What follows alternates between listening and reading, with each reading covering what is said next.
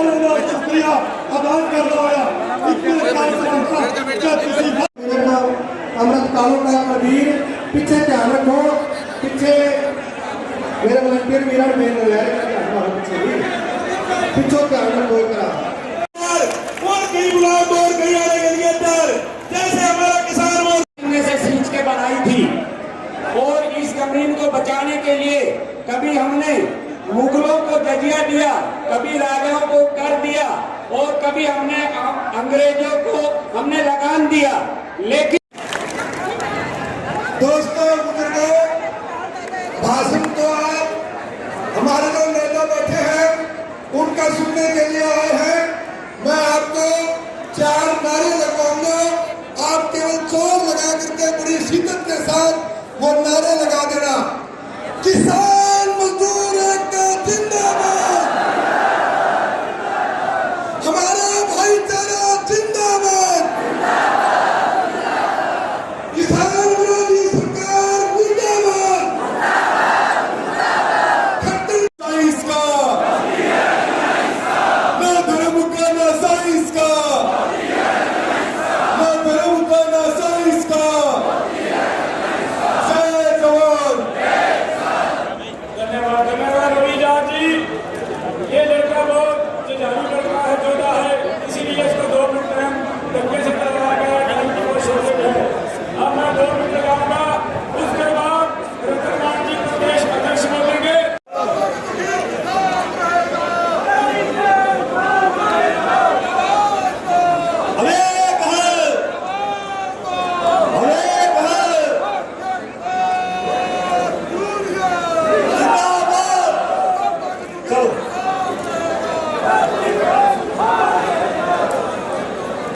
देश का किसान ही नहीं, आप बाकी वर्ग भी इसके साथ जुड़ गए हैं, चाहे वो व्यापारी है, चाहे वो आड़ती है, चाहे वो मजदूर है, चाहे वो दुकानों वाले, शहर वाले भाई।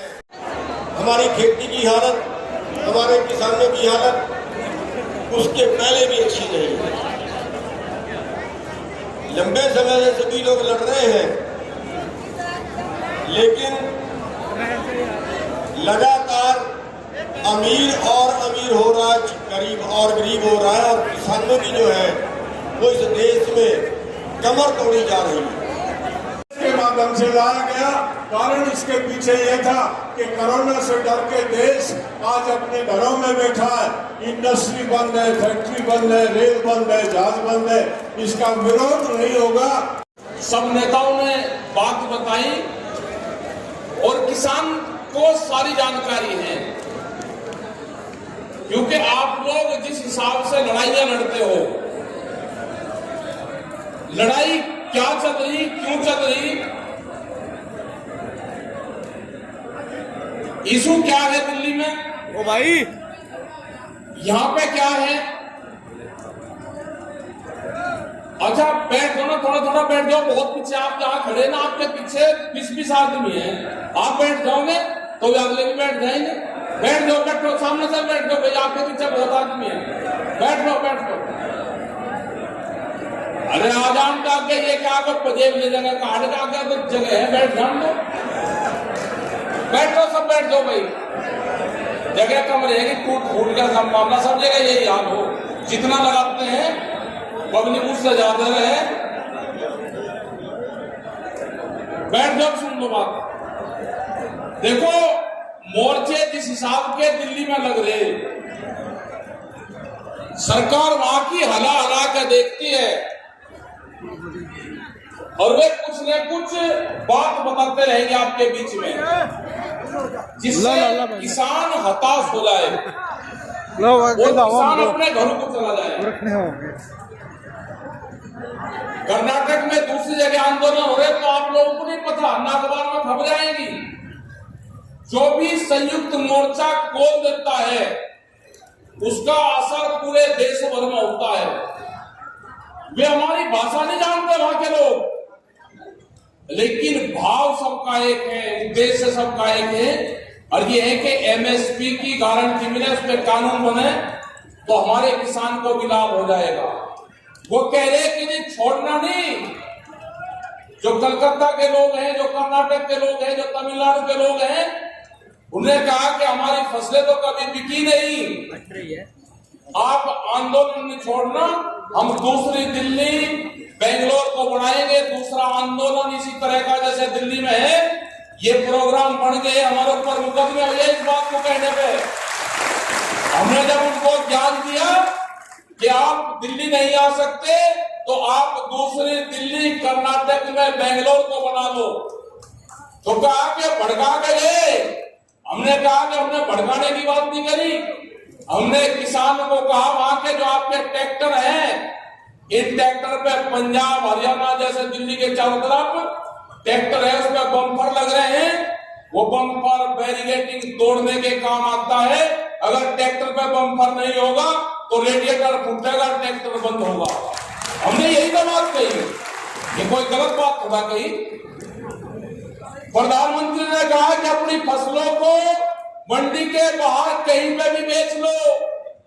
हमने भी कह दिया कि मंडी के बाहर का हमको पता चल गया, जहां पे हमारी फसलें मंडी से ज्यादा रेट पे बिकेगी वो है पुलिस के थाने, एसडीएम का ऑफिस, टीएमडीसी का ऑफिस, और जो भी विभाग हमारे ट्रैक्टर को, हमारी फसलों को रोकेगा उसको वो एमएसपी पे खरीदनी पड़ेगी। विधानसभा, पार्लियामेंट, हमको पता चल गया मंडी कहाँ है, हमारे किसान को पता चल गया सरकारी ऑफिस ही उसकी मंडी है। और उसका ट्रायल मुजफ्फरनगर उत्तर प्रदेश में 3 जिलों में उसका ट्रायल लिया हमने, बहुत बढ़िया बिकता है। बाराबंकी के किसान का धान नहीं बिक रहा था, लखनऊ के पास में था, हमने कहा कि डीएम के ऑफिस में बिकेगा, डीसी के ऑफिस में। 300 ट्रैक्टर ट्रॉली धान वहां पे गया, वही क्रैकेज खुला और पूरा का पूरा धान एमएसपी पे बिका। मुजफ्फरनगर में ट्रायल लिया, शुगर फैक्ट्री नहीं चल रही थी 2 साल पहले, लेट फैक्ट्री चल रही थी।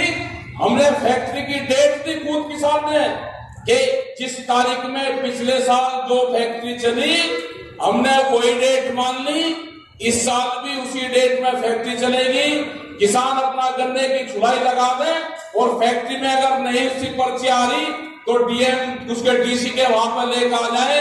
मुजफ्फरनगर में किसान गन्ना लेकर आए और डीएम के ऑफिस में खुला, तो ये तो रास्ते खुल गए, आपके भी रास्ते खुल गए। या तो मंडी में खरीद होगी या डीसी के ऑफिस में खरीद होगी। ये सरकार काल खोलकर सुन ले, हमने नई मंडी का चयन कर लिया है, पूरे देश में हो गया ये। अपनी फसलें तोल लो। कर्नाटक में भी कहा कि विधानसभा बहुत बढ़िया है आपकी, आप अपने मोर्चे लगाओ, पक्के मोर्चे लगाओ, ट्रैक्टर के साथ में लगाओ। ये आंदोलन चलेगा, आंदोलन लंबा चलेगा। बहुत पत्रकार कहते हैं, बहुत लोग कह देते हैं कि जी आंदोलन इतना लंबा क्यों चलेगा, क्यों ना चले भाई आंदोलन, सरकार बात नहीं कर रही। हमको जमीन चाहिए, फार्म हाउस चाहिए तो बड़ा चाहिए, ट्रैक्टर छोटा है तो बड़ा चाहिए, नौकरी छोटी है तो प्रमोशन चाहिए, घर छोटा है तो बड़ा चाहिए। आंदोलन छोटा क्यों करेंगे, आंदोलन भी लंबा करेंगे। सरकार को बता दिया कि आंदोलन की हमारी जो तैयारी है अभी नवंबर दिसंबर की तैयारी है हमारी सर्दी की। पत्रकार थे पूछे कि आपने नवंबर दिसंबर का क्यों बताया? हमने कहा कि जब कहीं मेले लगते हैं, हमारे यहाँ 2 डिग्री के मेले लगते थे, उसमें अगर कोई लड़ जाता था और उसका पता नहीं चला कि ये कहाँ का है, तो ये कहावत थी कि मेले का रला हुआ मेले में ही मिलेगा। तो वह अगले साल उसके परिवार भी जाते थे और वो गुम हुआ आदमी भी वहीं जाता था, तो वे वहां पे मिलते थे। हमने तो कहा भाई ये पुरानी कहावत है, 1 साल में सरकार लड़ी सर्दी में तो अगली सर्दी में सरकार लड़ेगी, तो हमको भी तैयारी करनी पड़ेगी पूरी।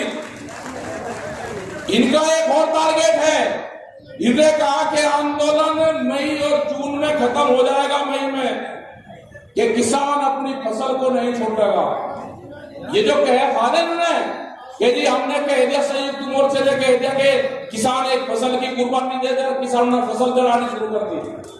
वो भारत सरकार ने कही थी बात कि किसान अपनी फसल को नहीं छोड़ेगा, आंदोलन छोड़कर और फसल की कटाई करने जाएगा। तो किसान ने दिखा दिया कि फसल आंदोलन के बीच में नहीं आएगी।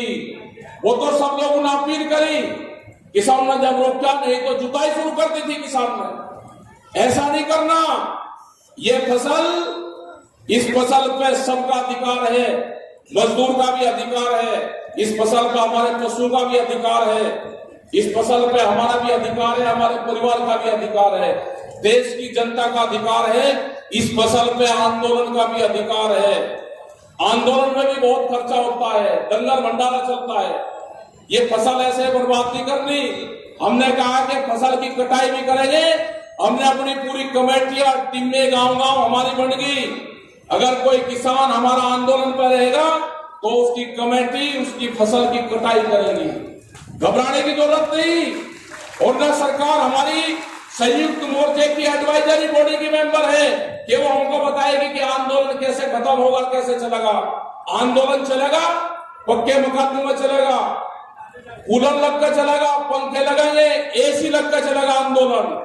यह आंदोलन ये नहीं रहा कि फटा हुआ कुर्ता ही को किसान मानेंगे, हम पैंट भी पहनेंगे, हम कुर्ते भी पहनेंगे बढ़िया, और एसी भी लगकर यह आंदोलन चलेगा। ये दुनिया का ऐतिहासिक आंदोलन होगा। और ये फिर कान खोलकर सुन ले सरकार, इसका पता है मैं कैसे कैसे इलाज करना। ये नवंबर और दिसंबर तक इसका इलाज ये किसान कर देगा।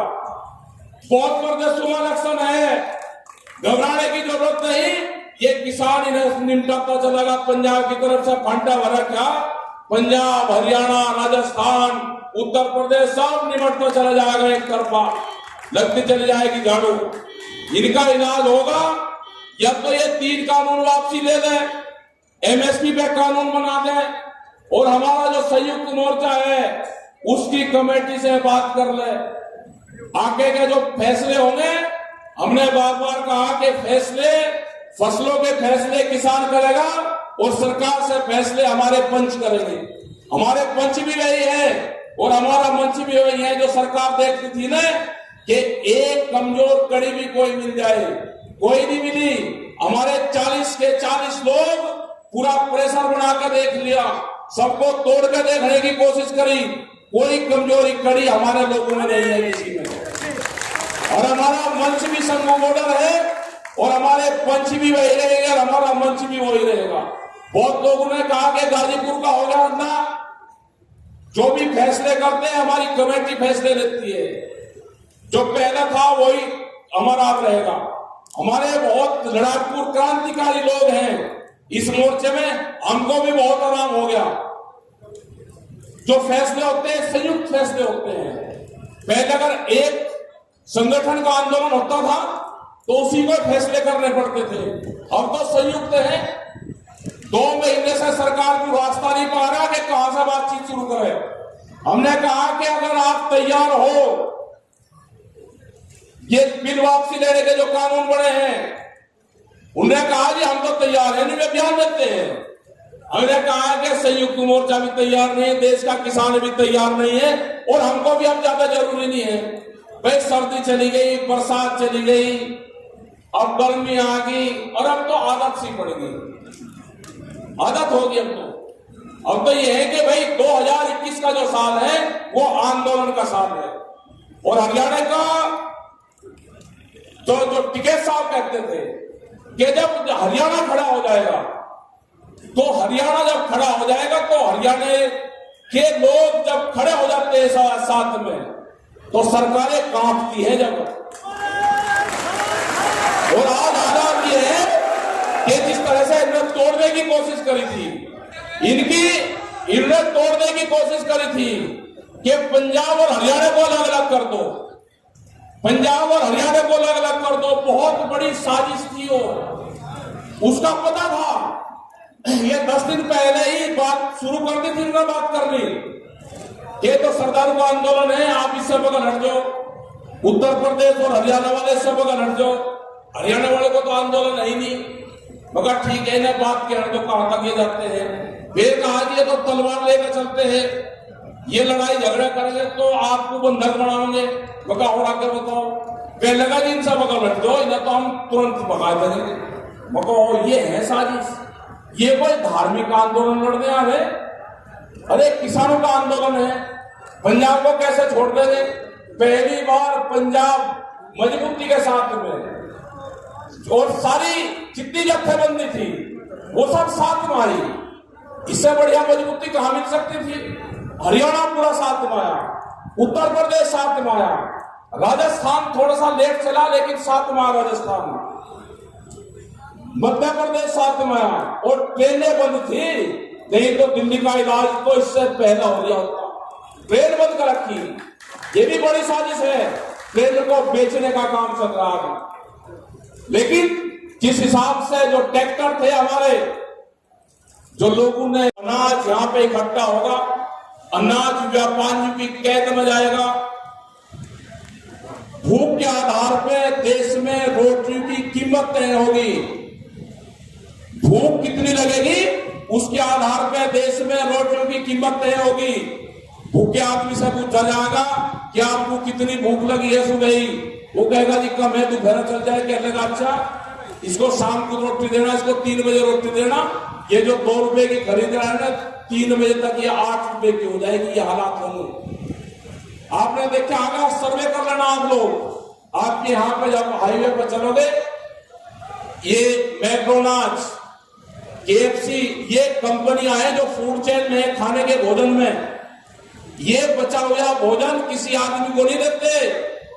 हमने पूछा है उनसे, उन्होंने कहा कि बचा हुआ भोजन हम किसी को नहीं देते, बचा हुआ भोजन उनका डस्टबिन में जाता है, किसी गरीब आदमी को नहीं दे सकते।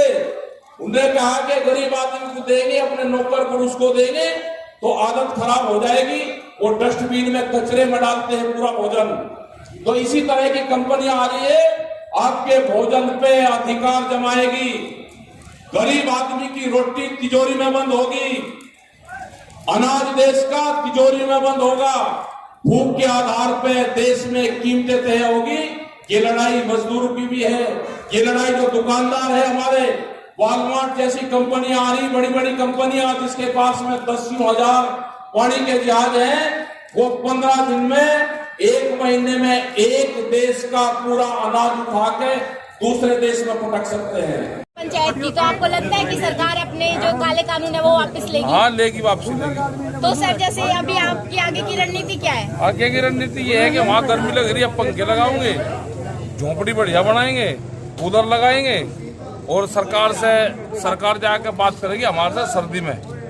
तो मतलब लंबी लड़ाई चलनी है? हाँ लंबी चलेगी लड़ाई, बड़ी लड़ाई चलेगी। सिंघू बॉर्डर पे जो कच्चे मकान किसान बना रहे थे, तो पुलिस ने जाके उनको रोकने का प्रयास किया। रोक दिया उनको, उसके बांस के बना लगे। हम रहेंगे वहीं, बांस के मकान बनाकर उसके अंदर से मिट्टी लगाएंगे। फिर हम सर डट के रहोगे, मतलब मुकाबला डट के करने वाले हो? डट का होगा, लड़ाई लंबी चलेगी। इलेक्शन तक चलेगा सरकार, इलेक्शन तक भी सरकार पीछे नहीं हटी, तो और पीछे नहीं हटी तो हम क्या पीछे लग रही है। सर जो कोरोना के केस आ रहे हैं उसको लेकर आपका क्या कहना है? कोरोना बंगाल में नहीं आया, अब हम क्या करें? कोरोना का केस आ रहे बताओ, हमारे पे क्या इलाज है कोरोना का केस का? हम अपने धरने खत्म नहीं करने के चाहिए, वहाँ ये कर्फ्यू लगा इसके। सर जैसे अभी पंचायती चुनाव है, वो सरकार आगे से आगे बढ़ाती जा रही है, तो और बढ़ा लें तो हमारा चुनाव से कोई मतलब नहीं होगा, हम तो बिना चुनाव वाले ही हैं। हरियाणा में रैली और भी होती रहेगी? हाँ होगी, हर जगह रैली होगी। जैसे किसान अपनी फसल को बा रहे हैं, उसके बारे में क्या? नहीं अब तो उन्हें मैंने कर दिया, बहाओ मत भाई, ये तो लंगर में काम आएगी, खर्चा बहुत है उसमें काम आएगी। 26 तारीख को भारत बंद का कहा गया है, उसको लेकर क्या कह रहे हैं? कल रहेगा, 26 तारीख में बंद रहेगा। हमने व्यापारी से भी बात करी, दुकानदारों से भी बात करी, जिनका सिलेंडर के रेट बढ़े हैं वो तो शामिल रहेगा, जिसके घटे रेट भाई वो शामिल नहीं। सर असंध के अंदर सरकार बंद को लेकर है ठीक जगह है तैयारी सर, लोगों से क्या अपील करोगे? लोगों से अपील है कि भाई दुकानदार भी साथ दे, ट्रांसपोर्टर भी साथ दे। सर आज महापंचायत में हजारों की संख्या में किसान आए, उनको आप क्या कहना चाहोगे? भाई कहना ये है कि अपनी फसल को MSP पे बेचे, उससे कम ना बेचे, DM के यहाँ बेचे, DC के यहाँ बेचे। सर हरियाणा में विपक्ष अविश्वास प्रस्ताव लेके आया था सरकार के खिलाफ कि किसानों की सपोर्ट में जो विधायक है वो अविश्वास प्रस्ताव में वोट करेगा, तो 55 विधायकों ने सरकार के सपोर्ट में किया। अरे डर जा भाई बेबी, क्या पता किसके क्या कागज पत्तर सरकार रख दिया। सर असंध के किसानों का कहना है, असंध के किसानों का किसान तो किसान वही क्रांतिकारी किसान है, आगे तो बढ़िया पंचायत।